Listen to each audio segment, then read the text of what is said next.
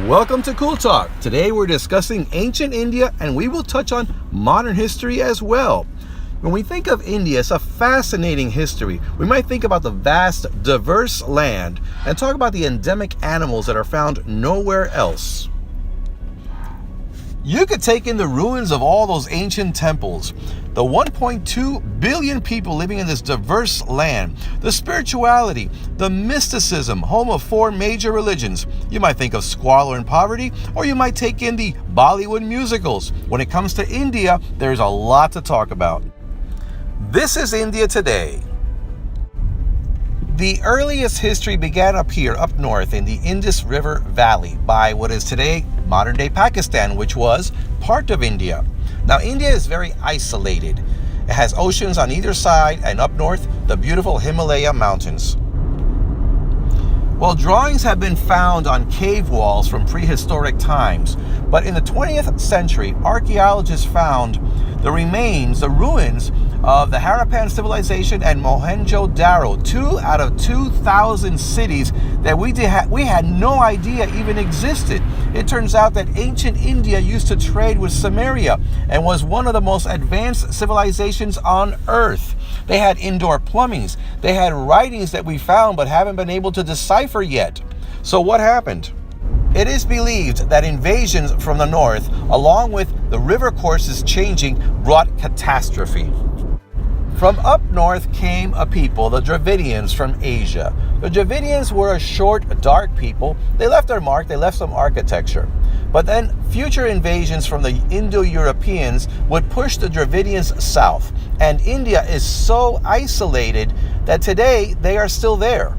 Now, the Dravidian languages have come from this. There are about 4 major languages that came from the Dravidian tongue. 240 million people speak these languages today.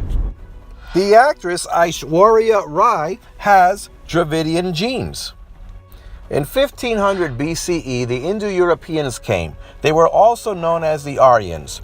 Now, they weren't the Aryans that Hitler talks about with Nordic features and Scandinavian white looks. No, the original Aryans came from what is today modern-day Iran.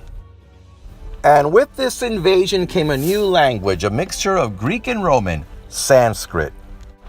It was the age of writing, the Vedic age. Now, Vedas means knowledge. There were big epic poems, stories like Mahabharata and the Ramayana. These are longer than the Bible, and these epic poems are like the Iliad and the Odyssey, talking about war and wanderers coming home. Many kingdoms sprouted around with stone walls and moats.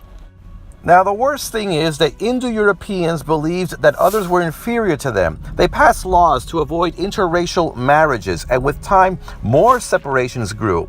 This is something that has kept India behind the times, and it still goes on today. At the very top were the Brahmins, the priests. Then came the Kshatriyas, they were the warriors. Then the Vaisyas, merchants and landowners. And at the very bottom, Sudras, they were the serfs. But that wasn't the worst of it. Below all of them were the untouchables, the street sweepers. They cleaned latrines. These untouchables still exist today, believe it or not. There still is this division, and I believe this is what's keeping India behind. People have no innovation to break out. You can't break out. And of course, as usual, women were inferior to men. Women could not look their husband in the eye. They could not walk next to him. They could not utter his name. And when a husband dies and is cremated, often the wife would be burnt along with him. Marriages were arranged by the parents. Gandhi and his wife had an arranged marriage. They got married at 12. Now, you couldn't break out of the caste system and reach up in this lifetime, but you could do it in the next, because Hindus believed in reincarnation. If you did well, you would move up in rank. The god Brahma was the creator. Shiva was a destroyer, and Vishnu would be the human manifestation who would come down in human form from time to time. If you do well in this lifetime, in your next lifetime, you move up in rank. If you do badly, you drop down. So if you have several lifetimes of doing good, eventually you escape your human form and reach nirvana, spiritual enlightenment. And how do today's 1.8 billion Hindus try to reach nirvana? By living an ascetic lifestyle, depriving yourself of unnecessary material things, fasting, sacrificing, being simple. Hindus believe that the goddess Vishnu came down and took the human form of Krishna. When this happens, it's called an incarnation, an avatar. Hence the title of the famous movie. Around 563 BCE or so, Siddhartha Gautama was born into a life of privilege. He grew up, married, had a child, and then left his family to go off and find out why there was so much suffering in the world. He gathered some followers, he meditated, fasted, and one day discovered enlightenment and became Buddha, the enlightened one. Buddha reasoned that there were four truths. Number one, life is full of suffering. 2, pain is caused by craving material things and pleasure. 3, if you get rid of the craving, you get rid of the pain. And 4, to accomplish this, you followed 8 steps. The right views, intention, speech, concentration, effort, livelihood, action. And after that, bingo, you reached nirvana. Buddha preached against self-denial, against all this fasting, the asceticism, and the old traditions. He preached that everything should be in moderation.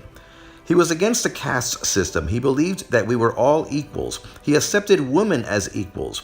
And because of this, and because of his acceptance of foreigners, Buddhism was never as popular as Hinduism in India.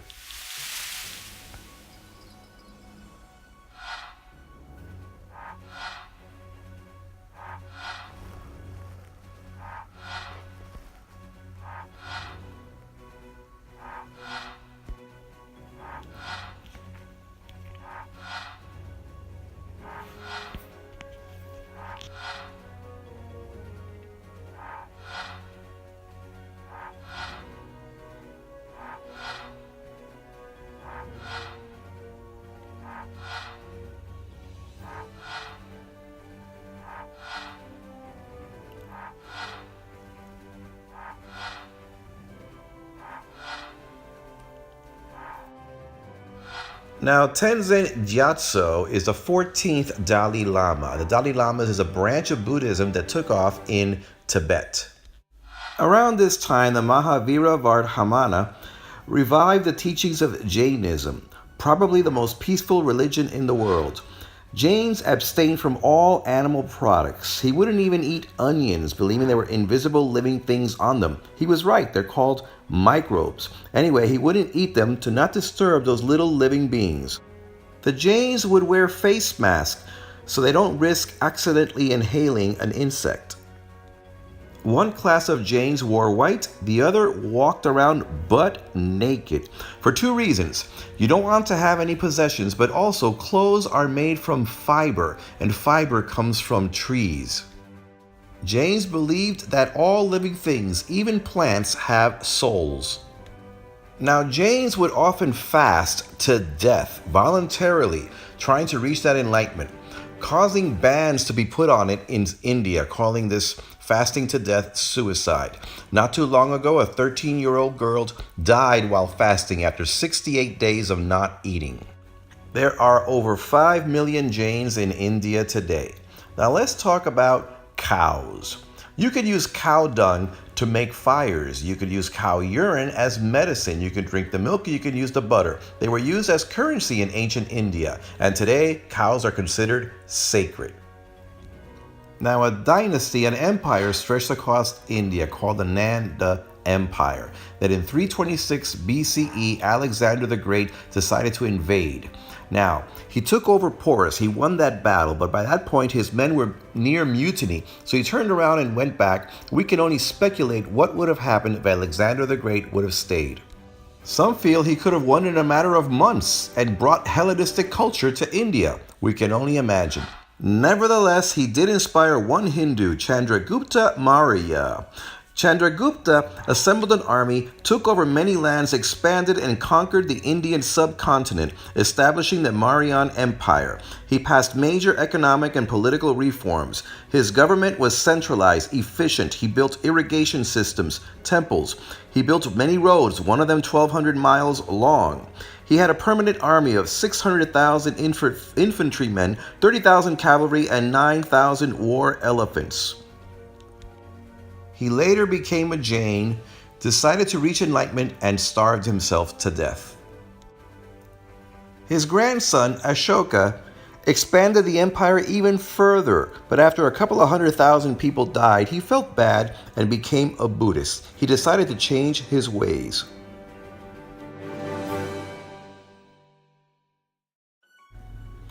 What Ashoka did, though, is that he spread Buddhism, sending missionaries everywhere.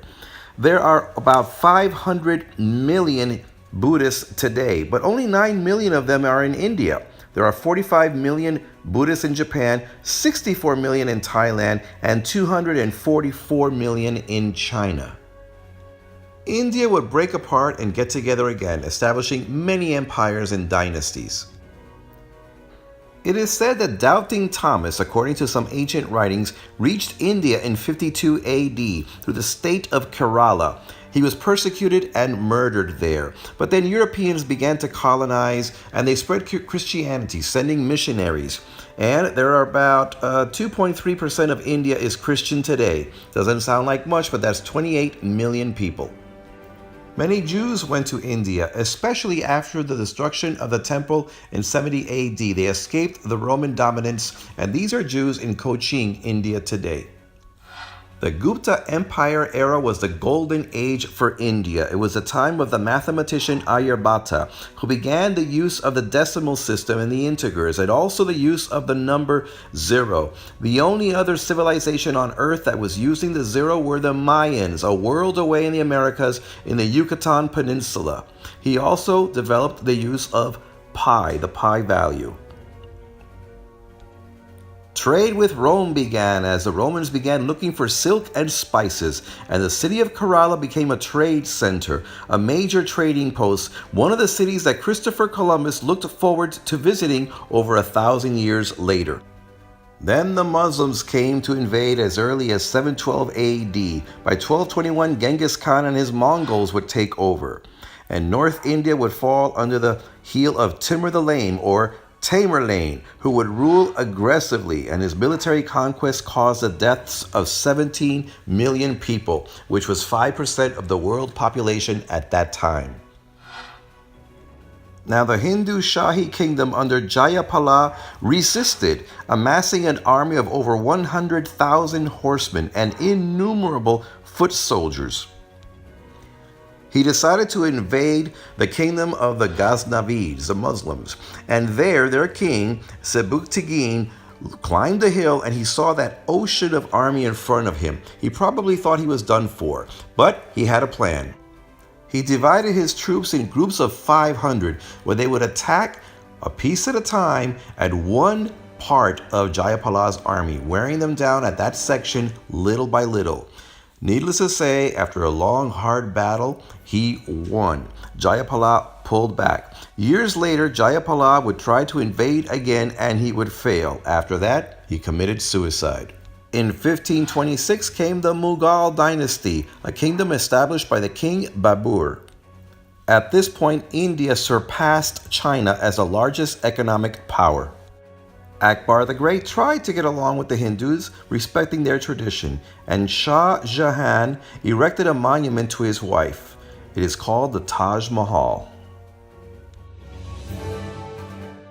In other news, Guru Nanak had established Sikhism, a religion that believed in, yes, doing good, bettering yourself. They didn't cut their hair or drink alcohol, but they also believed in social justice, trying to make the world a better place. There are 25 million Sikhs today. That's the fourth major religion developed in India.